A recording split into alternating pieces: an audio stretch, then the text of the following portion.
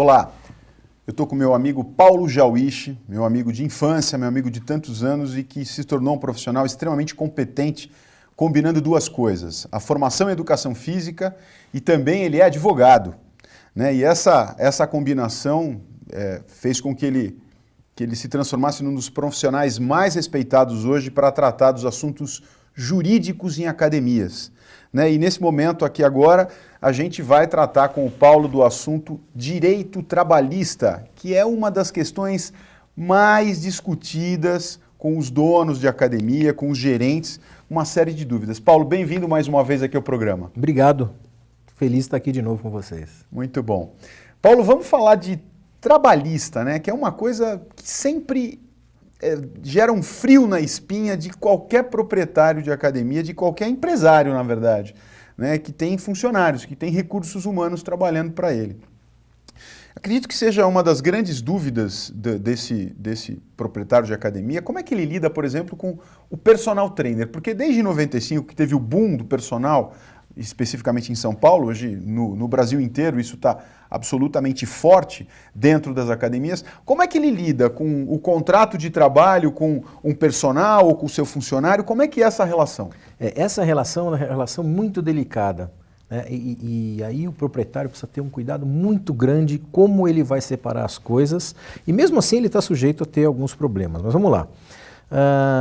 O personal trainer, enquanto personal trainer dentro da sua academia, ele é um profissional autônomo, ok? Ele não pode, não deve ter nenhum tipo de relação com a academia.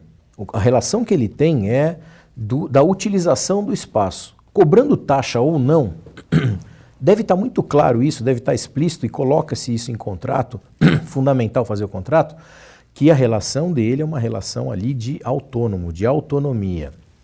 Depois a gente desenvolve um pouco mais isso, mas só para a gente separar.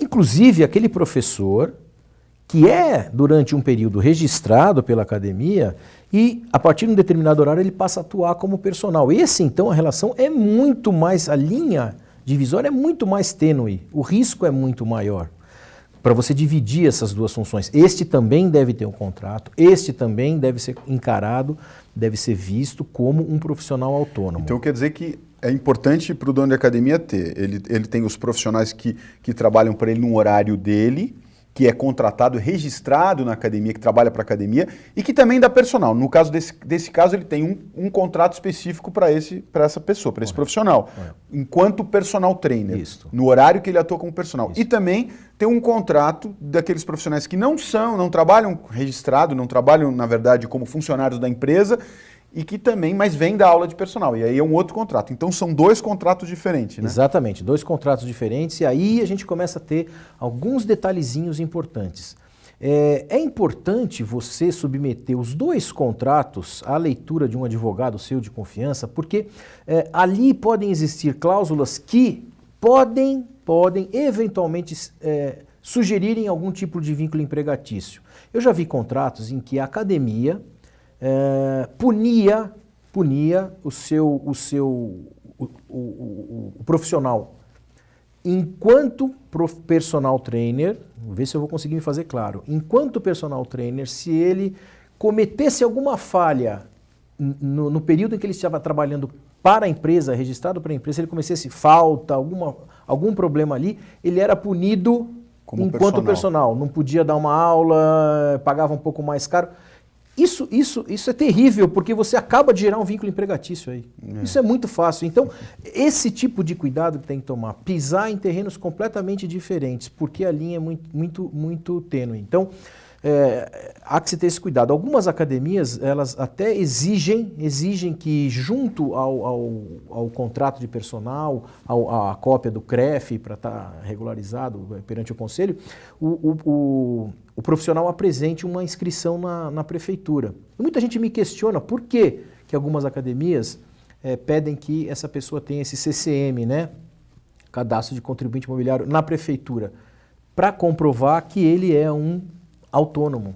Tá? Numa eventual fiscalização da Delegacia do Trabalho, do Ministério do Trabalho, mas e aquela pessoa ali, o que ele está fazendo ali? Não, ele é um autônomo, está aqui o contrato, então a pessoa tenta se cercar. Agora, a gente tem casos, por exemplo, um caso famoso que nós temos aí na Justiça Trabalhista foi de um personal que conseguiu ganhar uma ação com valores muito grandes de uma academia, porque a academia obrigava os personagens a usarem um uniforme, e não é esse o problema, mas um uniforme com o logotipo da academia. Ah, entendi. Então ela mesmo deu um tiro no pé. Sim. O que a gente recomenda é, tem que usar a camisa azul, roxa, tudo bem, mas não coloque o logo da academia. Não vincule o nome da academia à atividade.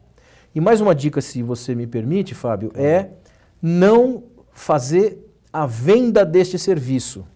Algumas academias pecam em vender o serviço de personal. Ela pode expor foto, ela pode expor um livro com foto, ela pode expor cartão, mas não pode vender. Você tem serviço de personal? Tenho. Como eu faço? Por favor, se dirija ao profissional. Não venda o serviço, porque você está vinculando. Uhum. Então, esses pequenos cuidadozinhos. Coloca o painel lá, a foto, os dados na parede, e ele que vai atrás. E ele vai atrás, indica, Exatamente. olha, aquele profissional...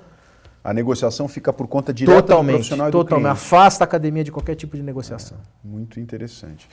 Paulo, um outro tema que eu acho extremamente polêmico e importante, que as pessoas normalmente têm muita dificuldade com essa informação, é sobre estágio, né?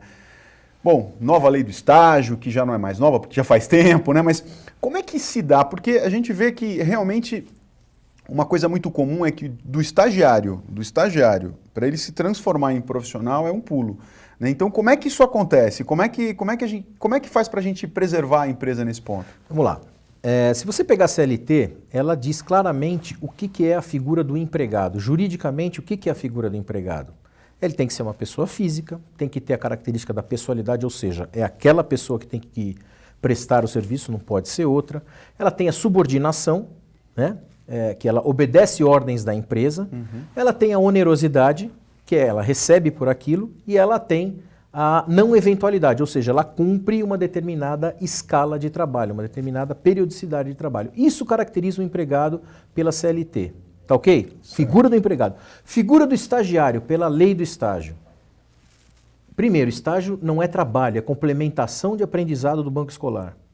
Ou seja, ele não pode se responsabilizar por aula. Então, a partir do momento que você coloca um estagiário sozinho dando aula, tá, sem a supervisão de um profissional, e a lei de estágio prevê que cada profissional, cada pessoa formada pode fazer supervisão de até 10 estagiários. Se não tem essa supervisão, ou seja, ele assumiu a função de professor, é simples, ele deixou naquele momento de ser um estagiário e passou a ser um empregado, um professor, um empregado na letra da lei. Ou seja, todos os benefícios, todos os encargos que o empregado tem, ele passa a ter naquele momento. E não precisa isso estar escrito. Essa mudança é automática. Esse contrato ele não precisa ser escrito, é um contrato tácito. Tácito quer dizer o seguinte, a empresa aceita e ele aceita, só que a empresa está correndo um risco muito grande. Automaticamente de acordo com a função que ele está exercendo naquele momento. Exatamente, ele deixa de ser figura jurídica estagiário e passa a ser figura jurídica empregado. Por uma simples aula que ele está dando. Por uma simples aula. E se isso for reiterado às vezes, aí você está assinando a sua sentença. Ou seja, então se você quer uma coisa que parece que é comum aí no mercado, né?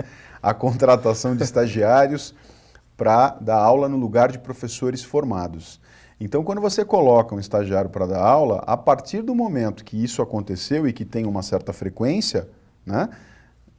Ou seja, já caiu a lei do estágio nesse caso. Sem dúvida. Ele já se transformou. Ou seja, então se isso vai para a Justiça Trabalhista e esse profissional tem, digamos assim, testemunhas... Testemunha, principalmente. Isso acontece. Isso é fato, isso vai acontecer. Eu já vi acontecer várias vezes. Isso é muito difícil de derrubar. Tá?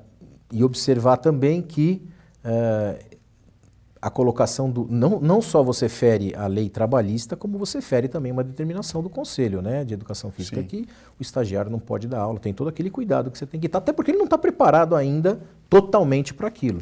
A gente sabe que tem estagiários muito bons, mas ainda... Né? Isso é uma discussão, quando a gente foge da questão da lei, que não é o caso aqui, né, nós estamos falando especificamente, quando a gente não trata a lei especificamente, a gente sabe que muita gente diz o seguinte, profissionais jovens, que ainda não estão formados, estão muito mais interessados, muito mais motivados do que às vezes profissionais muito mais experientes que já estão cansados. Né? Mas a experiência, ela faz toda a diferença. Né? O ideal é que esse profissional experiente continue motivado, e aí você, proprietário da academia, tem que saber trabalhar isso bem, porque isso é um diferencial competitivo, isso é qualidade. E do outro lado, é uma baita de uma responsabilidade, porque se você está trazendo clientes para a sua academia, como é que você quer se posicionar em relação à sua concorrência? Né? Quando você coloca estagiário para dar aula. A gente sabe que isso acontece, a gente sabe que isso é comum no mercado, então essa responsabilidade precisa aumentar. A ideia nossa aqui, obviamente, não é puxar a orelha de ninguém, mas é orientar você para saber qual é o risco, caso você esteja fazendo isso, qual é o risco que você está correndo para isso, né, Paulo? Correto. Porque eu acredito que esse seja um ponto aí que tem muita gente que quer baixar a sua folha de pagamento, né, e acaba errando por esse ponto. Só mais uma coisa em cima dessa questão que eu acho fundamental hoje, com a advindo das academias, eu acho que o mercado está absolutamente mexido com a vinda das academias low cost, né, com as academias de baixo custo. Então a gente diz o seguinte, o que vai acontecer com o mercado daqui para frente? É uma grande mexida. As academias de baixo custo que estão realmente mexendo com o mercado no Brasil e fora do Brasil também. Mas aqui no Brasil as academias vão ter que se posicionar ou como uma low cost ou como uma academia premium. Quando eu falo premium, existem academias premium de vários preços, valores monetários, né, de vários tipos de mensalidade. Eu não estou falando da mensalidade, eu estou falando especificamente do serviço. É oferecer um trabalho de qualidade. Porque se o cliente não perceber qualidade no seu serviço, se ele acha que ele está sendo atendido numa academia que cobra como uma premium, mas está sendo atendido por um profissional que não está tão comprometido, não é tão competente, não é tão graduado, ele vai para uma academia de baixo custo. Porque ele vai comparar pera com maçã. Aí ele vai falar, bom, aqui vocês dizem que oferecem, mas não oferecem com muita qualidade. Então eu vou para uma academia que de repente tem muito menos atendimento de professor, mas é muito mais barata. E aí vale a pena. Então você tem que saber se você vai se posicionar com uma academia premium mesmo. E aí você tem que pensar na qualidade do serviço que você oferece com os profissionais que você tem atendendo.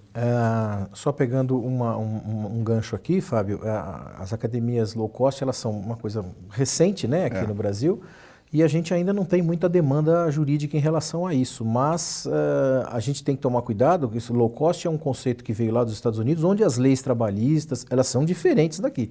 Então o empresário tem que ter em mente que aqui existem leis diferentes, não é simplesmente pegar um modelo, é se adequar também às leis, né? Na parte de responsabilidade civil, na parte trabalhista, ele tem que tomar alguns cuidados. O que eu acho interessante, o que está acontecendo hoje, né, as academias low cost, as pessoas dizem que não tem professor. Não tem professor, tem sim. Elas têm professor, só que numa quantidade diferente do que uma academia premium. Então, se você espera um atendimento, né, o mesmo atendimento nos dois modelos de academia, isso não vai acontecer. É um outro modelo de posicionamento. Eu acho que isso que você falou é muito importante, porque assim, a primeira grande rede que chegou no Brasil, ela está muito preservada, ela tá preparada dentro das leis brasileiras, das leis trabalhistas, do direito do consumidor. Agora, as novas que estão vindo por aí, porque estão vindo inúmeras outras, precisam tomar muito cuidado com isso para não errar mesmo. Eu acho que é uma excelente dica que você deu aí, bastante importante. Paulo, vamos falar um pouquinho sobre contrato de trabalho. O contrato de trabalho, de maneira geral, como é que a gente... Existem muitos problemas, né, no contrato de trabalho. Como é que a gente fica atento, por exemplo, às horas de trabalho, os descansos? Como é que... Fala um pouco sobre isso para a gente. Então, o contrato de trabalho é uma coisa muito importante. Primeira coisa que a gente tem que ter em mente é o seguinte, o contrato de trabalho, como eu já disse anteriormente, se você não tiver nada escrito no papel formalmente, e você tem uma relação em que uma pessoa presta serviço para outra, dentro daquelas 5 características que eu coloquei para vocês, que caracterizam o empregado de acordo com a CLT, você já tem um contrato de trabalho. E daí todas as decorrências que tem um contrato de trabalho, não é? Então não adianta falar, mas não tem nada escrito. Esquece, isso é o princípio da verdade, da primazia da realidade, que é o que ocorre na Justiça do Trabalho. É um princípio muito forte. Então não interessa os fatos. O que está escrito pode não ser o que está ocorrendo de fato. Isso pesa muito na Justiça do Trabalho. Quem participou de audiência trabalhista alguma vez sabe que isso é fato. Agora, vamos escrever o contrato? Deve-se escrever o contrato. A princípio, todos os contratos são a prazo indeterminado. É o contrato normal que a gente tem. Passa lá pelos seus 90 dias de experiência e depois esse contrato automaticamente ele vira um contrato a prazo indeterminado. Uma ressalva quanto ao contrato de experiência são 90 dias. Às vezes a pessoa pode colocar 3 meses e se você tiver um mês com um dia a mais, já são 91 dias. Você acabou de quebrar o contrato de experiência, você ultrapassou o contrato de experiência, então toma cuidado com isso, né? 90 dias, conta direitinho no calendário, perde lá um tempinho para contar isso, para deixar a data exata em que você vai começar e que você vai terminar aquele contrato de experiência. Bom, entramos no contrato determinado, ótimo, está tudo bem. Existe um tipo de contrato que é o contrato de trabalho a tempo parcial, que veio cair como uma luva para as academias e eu não vejo as pessoas utilizarem. Que é aquele contrato que prevê, existe uma tabela na CLT, que prevê que o profissional trabalhando determinado número de horas por semana, ele tem um período de férias menor. O máximo que chega na tabela são 25 horas semanais, 18 dias de férias. Isso é previsto em lei. E as pessoas não usam, é uma economia interessante para o proprietário e é uma coisa legal. Né? Então, é uma coisa que eu não vejo as pessoas utilizarem. Agora, o que acontece? As academias contratam o profissional com este modelo de contrato. É um modelo um pouquinho diferente, mas com este modelo de contrato. E aí, 25 horas semanais. Então, 5 horas por dia de segunda a sexta. Só que ele entra em escala de final de semana. Uhum. A partir do momento que ele entra em escala de final de semana, ele não está mais fazendo 25 horas semanais. Ele aumentou o seu período de trabalho. Consequentemente, aquele contrato, que era um contrato de trabalho a tempo parcial, vira um contrato a prazo indeterminado. Ou seja, por exemplo, férias, ele vai ter direito a férias de 30 dias. Entendi. Nesse contrato menor, ele teria direito a quanto tempo de férias? A 18, se fosse 18. Os 25, e quanto menos tempo, diminui esse período de férias. Tem uma tabela para isso. Existe uma tabela, a CLT prevê. Então, automaticamente existe essa migração de contrato, é uma coisa automática. Você fala, mas como que a gente vai comprovar isso? Isso no eventual demanda. Então, tem que se resguardar, controla a sua escala. Né? Vai querer colocar ele na escala de sábado, por exemplo, tudo bem, então vamos dar uma folga compensatória por ele durante a semana. São essas pequenas jogadas que o gerente, o coordenador, que geralmente é quem faz a escala, tem que tomar muito cuidado, ele precisa estar ciente disso. Né? Para não incorrer nesse problema, porque aí ele vai acarretar um problema muito sério.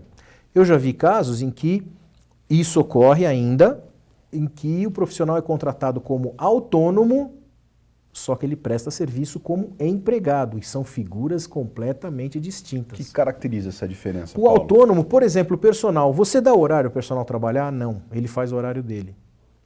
Se ele não for trabalhar, quem deixa de ganhar? O personal. Então, o autônomo, ele assume os riscos da sua profissão. Autônomo, ele tem autonomia. Perfeito. Quando contrata um autônomo, não tem encargo nenhum para pagar o autônomo. No máximo, tem ali o percentual que ele paga, aquela tributação. Não tem encargo. Então eu contrato você como autônomo, só que eu dou para você o horário, eu pago você, você obedece às minhas ordens, ou seja, onerosidade, pessoalidade, pessoa física, subordinação, caracterizam você como empregado. Não adianta eu ter um contrato como autônomo e tratá-lo como empregado juridicamente. É o que eu falei, o que interessa são os fatos e não o que está escrito. E a gente vê muito casos desses. É uma economia, com o perdão da palavra, burra. Você vai economizar aqui e vai ter um problema muito sério lá na frente. Ô Paulo, e domingo? Domingo, assim, digamos, eu vejo tem muita academia que faz o seguinte, eles contratam para o sábado e domingo um outro profissional. Né? Sobre o aspecto legal é uma coisa, né? E sobre o aspecto, digamos, operacional, eu vejo outra coisa aí. Mas então você chega na academia e no final de semana você tem um outro profissional para te atender só no sábado e no domingo, por exemplo. Não tem problema, tá? Se você lembrar daquilo que eu falei do que caracteriza o empregado, eu falei de uma coisa que chamava-se não eventualidade. Ou seja, ele não presta um serviço para você agora, depois ele vem daqui a 3 meses, presta um outro serviço. Não. Ele vem todo domingo, ou ele vem todo sábado, ou todo sábado e domingo. Não tem problema. Ele é considerado empregado. Se ele viesse uma vez por semana, ainda ele estaria dentro da não eventualidade. Então não tem problema, é legal, pode ser feito, não tem problema nenhum. essa contratação Paga dobrado no domingo ou não? Para esse caso, não. Nesse caso, porque ele só vem no final de semana. Ele só vem no final de semana. Agora, se ele trabalhasse durante a semana toda e também no domingo, aí domingo... Então, aí é um outro cuidado, que às vezes as pessoas não tomam. A lei não permite que a pessoa trabalhe 7 dias seguidos. Então, se ela trabalhou 6 dias, obrigatoriamente ela tem que ter uma folga no 7º. Se ela não tiver, aí tem o problema de você fazer o pagamento em dobro. Não, ele trabalha, digamos lá, ele trabalha segunda, terça, quarta, quinta, sexta, descansa sábado e trabalha domingo. Tudo bem. Mas ganha domingo em dobro? Depende se ele tiver folga compensatória. Tá? Então é assim, existe você tem que montar esse quebra-cabeça, né, à luz da lei. Tá? Existe a possibilidade de você não pagar se você trabalhar com folga compensatória.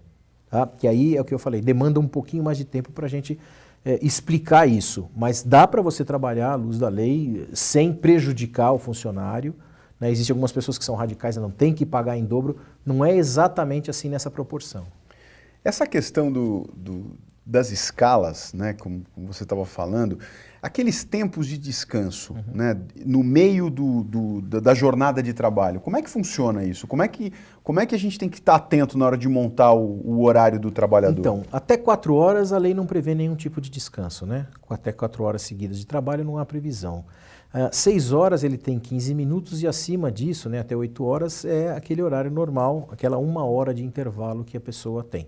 Ele, seguindo isso, está tranquilo, né? Então até 4 horas não tem obrigação nenhuma de dar nenhum tipo de intervalo. Esse eu não vejo tanto como um problema. O que eu vejo o maior problema é o seguinte, são as escalas entre as jornadas de trabalho.